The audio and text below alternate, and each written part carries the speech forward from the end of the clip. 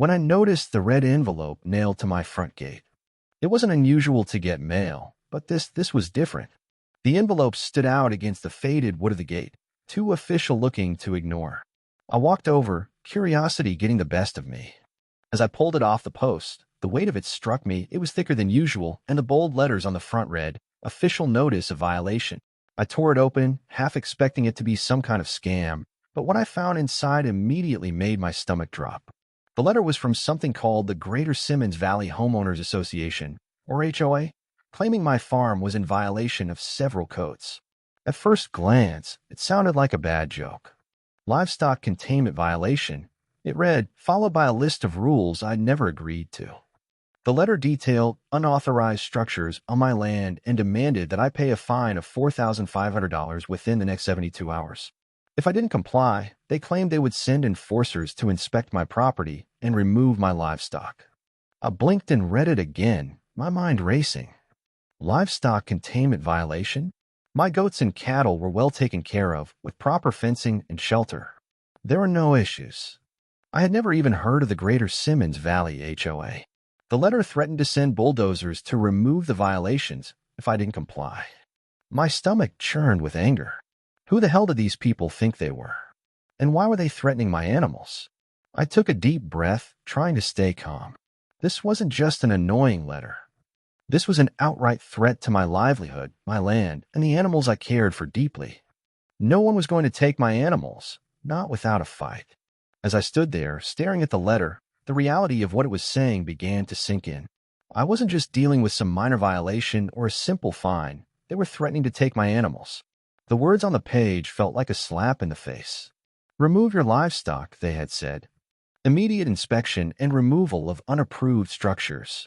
The more I read, the more I realized this wasn't just about rules. It was about control.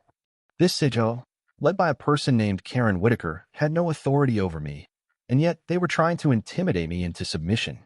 My cattle were my livelihood. My goats were part of the reason I had worked so hard to build this ranch. And these people were acting like they could just waltz in and take them from me. I folded the letter and stuffed it into my pocket, anger bubbling up inside me. No one had the right to threaten my animals like this, no matter how official their letters looked or how many bogus regulations they tried to invent. I glanced over at the barn where the goats were grazing, the cows in the field beyond. They were calm, oblivious to the storm brewing around them. But I knew I had to act fast. If Karen Whitaker and her so-called HOA thought they could just show up and demand my livestock, they were sorely mistaken. I walked back to the porch, my mind racing with options.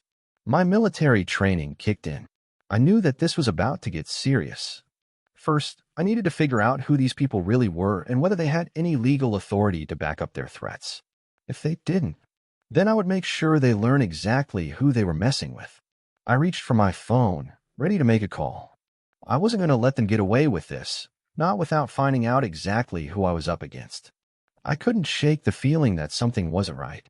The Greater Simmons Valley, what a joke. I had lived on this land for years and never once heard of an HOA that had any control over my property. The more I thought about it, the more it seemed like this was some kind of scam, and Karen Whitaker was its mastermind. I started researching everything I could about the HOA and Whitaker. I called the county office, the local zoning department, and anyone who might have heard of this supposed HOA. Nothing. No one had ever heard of the Greater Simmons Valley HOA. There wasn't a listing for it, no records of any official formation, and no public meetings ever held by anyone in charge of it. It was as if this HOA had sprung up out of thin air, without any legal standing. Then I checked my own paperwork, property deeds, zoning regulations, and land use permits. There was nothing about an HOA being involved with the land in any capacity. In fact, I found that my farm was well within the regulations for agricultural use. Everything was in order. So, who was Karen Whitaker to come in and claim authority over me and my animals?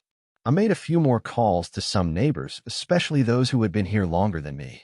Most of them were familiar with Karen's name, but they told me she had tried to get an HOA started in the area a few years back. But she'd been shut down. People didn't want it. It was clear that Karen had failed in the past and was now trying a new tactic to get what she wanted, bullying people with fake regulations and fines. I was getting more convinced by the minute that this wasn't just a misunderstanding. This was an attempt at extortion. And now they were trying to use my livestock to make it work. I wasn't about to let that happen. They had no legal right to come onto my property, no authority to take my animals, and certainly no right to tell me how to manage my farm. It was time to take action. But I needed to make sure I had all the facts straight before confronting these people. I wasn't going to let them walk all over me, and I definitely wasn't going to let them take my animals. 2 days later, I was in the barn checking on the animals when I saw them pull up. Two unmarked vehicles driving slow, with the windows tinted dark enough that I couldn't see who was inside. I could feel my pulse quicken as I set down the hay bale I was stacking. I knew exactly what was coming. The same enforcers from the letter. They parked near the barn, and two men stepped out of the vehicles. One of them was holding a clipboard, the other was wearing a tactical vest with a sidearm strapped to his waist. They looked like they were ready for a confrontation, like they had some kind of real authority. But I could tell immediately they weren't law enforcement. They were just hired muscle trying to play the part. I didn't move right away. I didn't want to give them the satisfaction of seeing me scramble. I walked slowly to the front of the barn, where they were already making their way toward the gate. When they saw me, the one with the clipboard flashed a smile that seemed way too practiced to be genuine. "Mr. Callahan, I'm Officer Daniels," the clipboard guy said, his voice smooth but with that fake edge of authority. "We're here to inspect your property on behalf of the Greater Simmons Valley HOA. We've received complaints about livestock containment violations, and we need to make sure everything is in compliance." I crossed my arms, leaning casually against the gate, but my eyes were locked on his. "I'm sorry, who are you with again?" "Greater Simmons Valley HO." The other man chimed in, a little too quickly. He was the one with the tactical vest, and I could see that he was trying to project an image of authority. "We're here to ensure compliance. We have a right to be here." I couldn't help but smile. "I think you've got the wrong ranch. I don't know what this HOA is, but I'm pretty sure you're not law enforcement, and you don't have any right to be here." The man with the clipboard looked unfazed, but his partner shifted nervously. They had expected me to back down, but I wasn't going to make it easy for them. "We're just doing our job," clipboard guy continued. "And we'll need to take a look at your livestock and fencing. If we find any violations, we'll take action." I could feel my anger start to rise, but I kept it under control. "You're not stepping foot on my property, and I'm not letting you anywhere near my livestock without a warrant. You can take that clipboard and go." The younger enforcer took a half step forward, his hand brushing his holster, but I wasn't intimidated. I wasn't backing down. "I told you," I said, taking a step closer, "you're not welcome here. You don't have any authority, and if you try to touch my animals or my land, I'm calling the sheriff." The clipboard guy looked at his partner, and they both hesitated. It was clear they hadn't expected someone to push back this hard. But they were in the wrong place. I was done with their threats. The tension hung thick in the air as the two enforcers stood in front of me, clearly unsure of what to do next. The clipboard guy tried to regain some semblance of authority, but I could see the doubt in his eyes. They weren't prepared for resistance. They had come here expecting me to fold, expecting me to be intimidated by their fake uniforms and phony badges. But I wasn't like the others they had bullied. I'd been in far more intense situations before. I had the training to stay calm under pressure, to keep a cool head and assess the situation with precision. These two didn't have what it took to intimidate me. "You don't have the right to be here," I said, my voice low but firm. "You're trespassing on my property. Unless you can show me some official paperwork, something that proves you have any authority here, I'm not letting you anywhere near my livestock." Clipboard guy took a step back, clearly rattled by my response. "Sir, we don't need your permission. The HOA has full authority. Your HOA doesn't have any authority here. I don't live in Simmons Valley, and I've never agreed to any of their rules." I cut him off. "So unless you're law enforcement or have a warrant, you're leaving right now." The younger enforcer took another step toward me, his hand still lingering near his sidearm. I could see his tension. It was clear that he wasn't sure if he should escalate this. But I wasn't backing down. "Listen to me carefully," I continued, keeping my voice steady. "If you want to make a move, you'll be arrested for trespassing and impersonating law enforcement. You don't have a leg to stand on. So I'm going to say this one more time, leave now." Clipboard guy shot a quick glance at his partner, his frustration starting to show. I could see him weighing his options, realizing that the intimidation wasn't working. They were out of their depth, and it was clear they didn't know how to handle someone who wasn't going to be bullied. He gave his partner a nod, and the younger man hesitated before taking a step back. They both turned toward their vehicles, clearly defeated. It was over for them. But I wasn't going to let my guard down just yet. I was prepared to call the sheriff if they made another move. I stood there, watching them as they walked back to their cars, making sure they didn't try anything else. I waited until they had driven off down the gravel road before I reached for my phone. There was no way I was letting this slide. I was done letting people try to push me around. I called the sheriff's department immediately. I paced around the front of the barn, my mind already running through the next steps. The fake enforcers had backed off, but I knew this wasn't over. Not by a long shot. I wasn't going to let these people get away with threatening my animals, my land, and my livelihood. I had to make sure I was fully covered and that they didn't come back or cause any more trouble. I grabbed my phone from my pocket and dialed the sheriff's department. Deputy Ramirez had always been someone I could rely on, and I knew he'd take this seriously. He'd helped me with a few other small issues around the ranch, and I trusted him to have my back in situations like this. When he answered, his voice was calm, but I could hear the concern behind it. "Mike, what's going on? I've got a couple of fake enforcers here claiming to be from the Greater Simmons Valley, HO," I said, my voice steady. "They showed up at my place, threatening to take my livestock and make changes to my property. I told them to leave, but I need you to get out here and make sure they don't come back with something else." There was a brief pause before Ramirez responded. "Got it. On your way right now, Mike. Hang tight and don't engage with them if they show up again. I'll make sure we handle this the right way." I nodded, even though he couldn't see me. "Thanks, Luke. I'm counting on you." I hung up the phone and immediately set to work, gathering the documents and evidence I had. The notice they'd left me, the photos I'd taken of their vehicles, their gear, and the fake badges. Everything I could use to prove they had no right to be here. I wasn't going to let anyone question what had happened today. I also made a mental note to call a few of my neighbors, see if they had ever dealt with this so-called HOA. If they had, I wanted to make sure I wasn't the only one being targeted. This couldn't just be about me. It had to be about stopping these scammers from harming anyone else. But right now, the most important thing was getting law enforcement involved. I wasn't going to let these imposters think they could just show up on my farm and do whatever they wanted. I didn't have to wait long. Not even an hour after hanging up with Deputy Ramirez, I saw the two unmarked vehicles coming back down the driveway. My stomach tightened, but I wasn't surprised. I knew they wouldn't give up that easily. They hadn't gotten the message earlier, and now they were back, most likely thinking I'd fold under their pressure. They parked near the barn again, this time a little further away, likely trying to get close to the livestock without me noticing.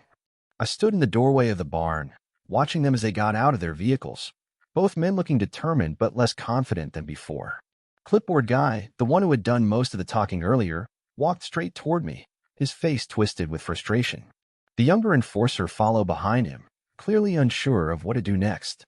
"You've got no right to be here," I called out, making sure my voice was loud enough to carry.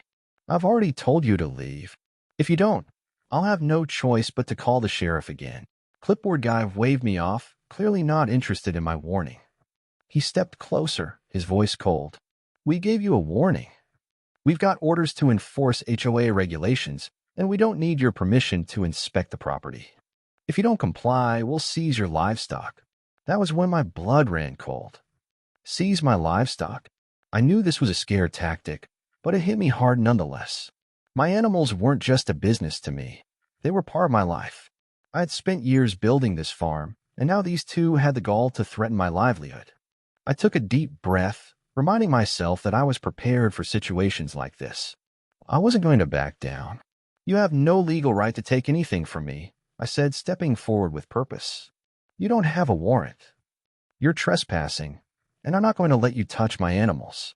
If you try anything, I'll make sure you're arrested for theft and trespassing." The younger enforcer glanced over at his partner, clearly uneasy. Clipboard guy seemed to falter for just a moment, but then he tried to regain control, his voice coming out in a forced, more authoritative tone. "You're making a big mistake, Mr. Callahan. You'll regret this," he said, but there was no conviction in his words. I shook my head. "I'm not the one making a mistake. You've got about 2 minutes before I call the sheriff. And this time, you're not leaving here without facing the consequences." They hesitated for a moment, exchanging nervous glances. Their bluff was starting to unravel, but I knew they weren't going to leave without some more drama. I reached into my pocket, ready to call Deputy Ramirez once again. Just as the two men began to look like they were about to make another move, the familiar rumble of cruisers approaching broke the tension. I could hear the engines from a distance, and I felt a sense of relief wash over me. This was it. The cavalry was finally here. I glanced over at the two enforcers. They weren't acting so tough now. The clipboard guy's bravado was slipping, and I could tell the younger enforcer was starting to realize they were in over their heads. Within moments, Deputy Ramirez's cruiser came into view, followed by two more marked sheriff's vehicles. The enforcers stiffened, their faces going pale as they saw the real law enforcement arriving on scene. Luke was the first to step out, his boots crunching against the gravel as he walked toward me, his expression calm but serious. "Everything all right, Mike?" Luke called out, his eyes immediately scanning the two men standing near me. "Not exactly," I said, nodding toward the fake enforcers. These two showed up, claiming to be enforcers for some fake HOA. They've been threatening to take my livestock and bulldoze my property over some made-up violations. I told them to leave, but they wouldn't listen. Luke gave a nod of understanding, his gaze never leaving the two men who had now clearly realized they were caught. The clipboard guy looked over at his partner, his earlier confidence now replaced with doubt and anxiety. "I see," Luke said, stepping toward them. "Gentlemen, I'm going to need to see some identification. And I'm going to need you to explain exactly why you're on this property, threatening livestock without any real authority." The men didn't speak. They just looked back at Luke, their faces showing more and more concern as the minutes passed. Deputy Ramirez and the other officers moved in, taking control of the situation. Luke turned back to me, his voice steady but authoritative. "Mike, I've already called for backup, but these guys are about to face some serious charges. They've been impersonating law enforcement and threatening property owners with false claims." The clipboard guy finally spoke, though his voice shook. "You don't understand. This isn't just about us. Karen Whitaker is the one behind this. She's the one who told us to enforce the rules and take action." Luke looked at him with a calm but piercing stare. "Karen Whitaker is who? What rules? You're on private property making threats, and that's not going to fly. You'll be detained for questioning." At this point, the younger enforcer tried to take a step back, realizing there was no escaping the situation. Luke motioned for one of the deputies to move in, and they immediately cuffed both men, making it clear this wasn't just a simple misunderstanding. It was a crime, and they were going to answer for it. I felt a wave of relief as I watched the situation come under control. The fake enforcers were now at the mercy of real law enforcement, and the threat to my animals and my property was finally over. As the deputies secured the two men, I could see the realization dawning on their faces. This wasn't going to end the way they had planned. The fake enforcers tried to explain themselves, but it was clear their story wasn't holding up. They had come here with one goal: intimidate me into submission. But now they were the ones in handcuffs, caught for impersonating law enforcement and trying to steal livestock under false pretenses.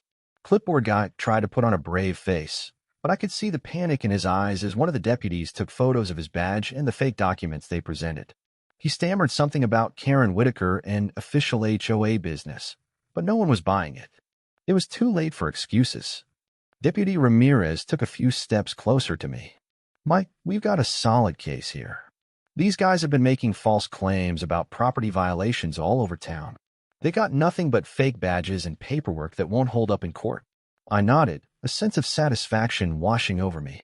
It was good to know that law enforcement was handling it, but I couldn't help but feel a bit of anger boiling beneath the surface. These guys had the gall to threaten my animals, to come on my land with nothing but intimidation, and they thought they could just get away with it.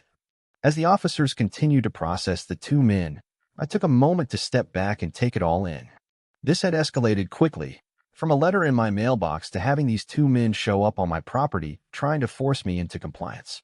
And now here they were, in custody, their entire scam crumbling before their eyes. One of the deputies turned to Luke. "We'll need to run their IDs and get a full report. If Whitaker's involved, we might have a whole network to uncover." Luke gave a brief nod. "We'll make sure the DA gets everything we've got." But these two are done. They're facing multiple charges, including impersonating law enforcement and attempting to steal livestock. Whitaker's going to have a lot to answer for. I felt a weight lift off my chest. The threat to my land and my animals was gone. And for the first time in days, I felt like I could finally breathe again. I wasn't just going to stand by and let someone like Karen Whitaker pull these kinds of stunts. No one was taking my property, not without a fight. As the sheriff's department continued to process the two fake enforcers, I couldn't help but feel a mix of satisfaction and disbelief. This whole situation had gone from a simple threat to something far bigger. The more I heard from the deputies, the clearer it became. This wasn't just a one-time attempt to extort me. It was part of a much larger scheme that had been unfolding for some time. Luke stepped over to me, his expression grim but determined. Mike, these two aren't just part of some small-time scam. They're working for Karen Whitaker, and we've got a lot of evidence that she's behind this entire operation. The documents they're carrying, the forged HOA rules, everything they've shown us, it's all fabricated. It's fraud. I nodded slowly, the weight of his words sinking in. This wasn't just an isolated case of harassment. This was an organized effort to steal property from people, and I had nearly been one of their victims. The idea that someone like Karen Whitaker, could set up such a fraudulent operation, preying on unsuspecting ranchers, was sickening. Luke continued, I'm going to make sure we have everything documented, names, addresses, the whole works. Once we've got them locked down, we're going to move on Whitaker. But for now, we got to make sure these guys don't disappear. The two enforcers, now seated in the back of separate patrol cars, looked resigned. They knew they were caught. There was no escaping it now. I couldn't help but feel a small sense of satisfaction. I had stood my ground when they threatened my livelihood, and now they were paying the price for trying to intimidate me. The younger enforcer looked up from his seat in the patrol car, and I caught his eye. He didn't say anything, but there was a look in his eyes, regret, maybe fear, that made me think he didn't sign up for this. He had gotten caught up in something much bigger than he was prepared for. And as much as I didn't feel sorry for him, I couldn't help but think that he was just another pawn in Karen Whitaker's scheme. Luke walked back over, giving me a reassuring nod. Mike, we've got a lot of work ahead. But with these guys in custody, we're on the right track. Whitaker's going to have to face the music for what she's done. The sheriff's team began loading up the evidence, fake documents, unauthorized paperwork, and everything else they had used to try to justify their so-called inspection. I could already hear the sound of the investigation picking up steam. The sheriff's department was taking this seriously, and that meant Karen Whitaker's fraud was finally going to be exposed. With the fake enforcers in custody and the fraud fully exposed, I knew this wasn't just a win for me. It was a win for anyone else who had been targeted by Karen Whitaker and her bogus HOA. The sheriff's department had all the evidence they needed, and Luke had promised that they'd make sure Karen didn't get away with her scam. I wasn't going to let her continue to threaten other farmers and ranchers with her lies. The next few days were a blur of paperwork, statements, and reports. The sheriff's department had launched a full investigation into Karen Whitaker's activities. They had traced the fake HOA's trail to several other victims, all of whom had been coerced into paying fines or signing over portions of their property. It wasn't just intimidation, it was theft pure and simple. And now it was all coming to light. Luke had asked me to testify against the fake enforcers in court. They'd both been charged with impersonating law enforcement, fraud, and extortion, and their trial was set to take place in the coming weeks. It was clear they were in deep trouble, but I wasn't done yet. I had made sure to gather every scrap of evidence I could, documenting everything from their arrival on my property to their fake claims about livestock violations. But it wasn't just about taking down the enforcers. It was about taking down the mastermind behind the operation, Karen Whitaker. I knew she wouldn't go down without a fight. But with the evidence we had, I was confident she wouldn't get away with it. It wasn't just about protecting my property anymore. It was about making sure no one else had to face the same threats I had. A week later, I got the call. Karen Whitaker had been arrested. The investigation into her fraudulent HOA was extensive, and it turned out she wasn't just scamming people in my area. She had been targeting ranchers across several counties. The authorities had found multiple fake documents linking her to the enforcers, as well as evidence that she had been using threats of legal action to force property owners to pay fees or sign over land. She was facing multiple charges, including fraud, conspiracy, and illegal land seizure. I couldn't help but feel a sense of triumph. This woman had tried to take my animals, my land, my livelihood, and now she was finally going to pay for it. As the news broke, I started getting calls from neighbors and fellow ranchers, all of them relieved that the threat had been eliminated. Karen Whitaker's scam had been stopped cold, and the fake HOA was disbanded. With Karen Whitaker behind bars and the fake exposed, I felt a huge weight lift off my shoulders. But I knew the fight wasn't over yet. There was still more work to be done, and I was determined to make sure this didn't happen again. Not to me, and certainly not to anyone else. The legal process was underway, and I was in contact with the sheriff's department and a few local attorneys to make sure the case was pursued to the fullest extent of the law. I wasn't just going to sit back and let the system handle it. I was going to ensure that everything was done right. I made sure to provide statements, share the evidence I collected, and even speak with other victims who had been targeted by Karen and her so-called enforcers. The more we could show the scale of her scam, the better chance we had of getting her off the streets for good. But the hardest part was watching as the legal system took its course. Karen was facing serious charges, and I knew that she wouldn't go down easily. She had a lot of money, connections, and a network of people who believed in her. But I was confident the authorities had enough to bring her to justice. As the trial date approached, I received another call from Deputy Ramirez. "Mike, we've got everything ready. The DA's office is on board, and we've built a solid case against Whitaker. The fake enforcers are cooperating, and we're going to make sure she gets everything she deserves." I nodded, feeling a quiet satisfaction. It wasn't just about protecting my property anymore. It was about taking down a criminal operation that had been targeting innocent people for far too long. I was helping to put an end to her scam for good.